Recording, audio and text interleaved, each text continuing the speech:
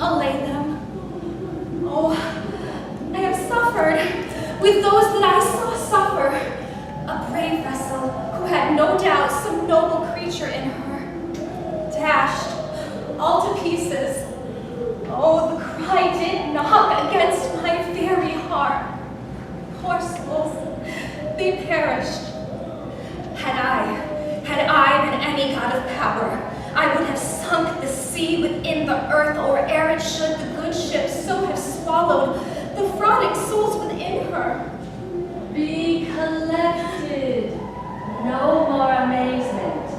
Tell your piteous heart, there's no harm done. Oh, woe the day! No harm. I have done nothing but in care of thee, my dear one, thee, my daughter, who art ignorant of what thou art, not knowing of whence I came, nor that I am more better than Prospera, mistress of a full porcel, and thy no greater mother. More to know did never meddle with my thoughts. 'Tis time I should inform thee farther. Lend thy hand and pluck my magic garment from me. So, lie there, my art. Wipe thou thine eyes, have comfort. Sit down, for thou hast now no farther. You've often begun to tell me what I am, but stopped and left me to a bootless inquisition, concluding stay, not yet. The hour is now come. Obey and be attentive. Canst thou remember a time before we came into this cell? I do not think thou canst, for then thou wast not out 3 years old. Certainly, ma'am, I can. By what? By any other house or image? Or person? Of anything the image. Tell me that it kept with thy remembrance. 'Tis far off, rather like a dream than an assurance that my remembrance warrants. Had I not 4 or 5 women once that tended me? Thou hast, and more, Miranda. But how is it that this lives in thy mind? If thou rememberest aught ere thou camest here, how thou camest here thou mayest? But that I do not. 12 years since, Miranda, 12 years since, thy mother was the Duchess of Milan and a lady of power. Ma'am, are you not my mother? Thy mother was Duchess of Milan, and thou her only heir, and princess noblest issue. Oh, the heavens! Oh, what foul play had we that we came from thence, or blessed wast we did? Both, my girl, by foul play, as thou sayest, were we heaved thence, but blessedly how hither. Oh, my heart bleeds to think of the team that I have turned you to, which is from my remembrance. Pray your father? My brother and thy uncle, called Antonio, he whom next thyself of all the world I love. The government I cast upon my brother, and to my state grew stranger, being transported and wrapped in secret studies. Thy false uncle, dost thou attend me? Ma'am, most heedfully.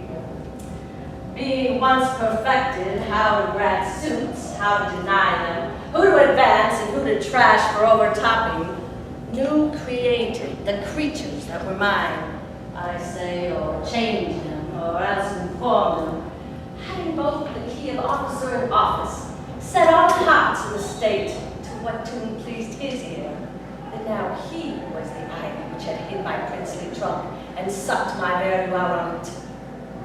Thou attendest not. Certainly, ma'am, I do. I pray thee, mark me. I, thus neglecting worldly ends, all dedicated to closeness in the bettering of my mind, with that which, by being so retired, in my false brother, awaked an evil nature. But what my power might else exact, by one who having into truth by telling of it, did credit his own lie. He did believe he was indeed the Duke, out of the substitution, and the ever outlasting power. Oh, he is ambition growing. Dost thou hear?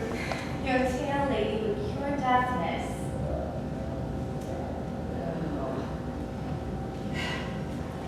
To have no screen between him, his part, and him he played it for, he needs will be absolute Milan.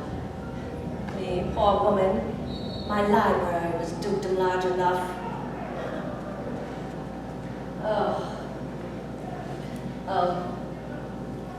Power, oh my goodness. I know. The heavens, I should say to think but nobly of my grandmother, but good wombs have borne bad sons. And now the condition. The King of Naples, being an enemy to me inveterate, hearkens my brother's suit, which was that he should presently extricate me and mine out of the dukedom and confer fair Milan.